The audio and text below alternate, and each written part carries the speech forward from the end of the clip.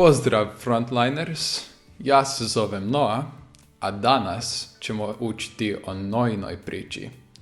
Ovo nije ptica Noj, isto nije moja priča, nego priča iz Biblije. Noa je živio u generaciji nevjere. Svi su bili grešni, nisu ništa radili po Božjem planu. Ali Noa je bio pravedan i u bliskom odnosu s Bogom. Zato je Bog ima plan da spasi Nou, njegovu obitelj i sve vrste životinje. Bog je rekao Noji da sagradi arku koja je 150 metra dugačak, 25 metra širok i 15 metra visok.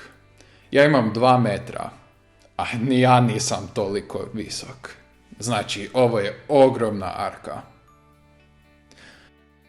Sada otvorite Bibliju sa mnom na Postanak, to je prva knjiga Biblije, 6. poglavlje i 17. stih. Može? Evo.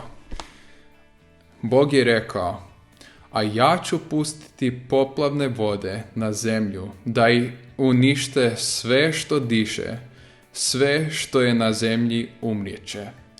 No s tobom ću sklopiti savez. Ući ćeš u arku sa svojom ženom, sinovima i njihovim ženama.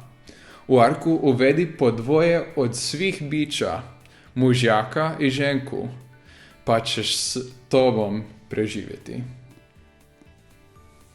I Noa je poslušao sve što mu je Bog zapovjedio. Napravio je ogromnu arku. Ušao je sa obiteljom i sa svim tim životinjama u arku i Bog je zatvarao vrata. I Bog je onda poslao poplavu da prekrije cijelu zemlju. Toliko je bilo vode da je 40 dana i 40 noći padala kiša. Ajmo pogledati Bibliju opet. Sad smo u 7. poglavlju.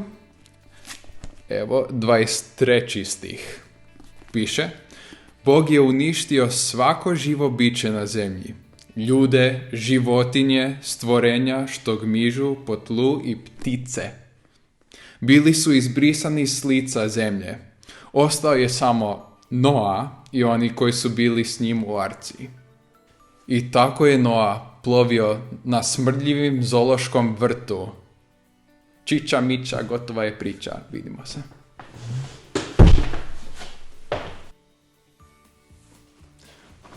Ali čekaj malo. Priča nije gotova.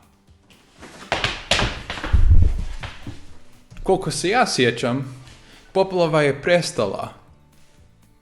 Da. I onda je Bog rekao Noji da izađe iz arke. Pa ih je Bog spasio, jer je Noa poslušao što mu je Bog rekao. Točno se sjećam sada. Danas smo vidjeli da Noa nije bio heroj vjere jer je nekakvo čudo napravio. On je bio heroj vjere jer je poslušao sve što mu je Bog rekao. Tako i ja i ti trebamo poslušati Boga. Ovaj tjedan vas ohrabrujem da pročitate Bibliju.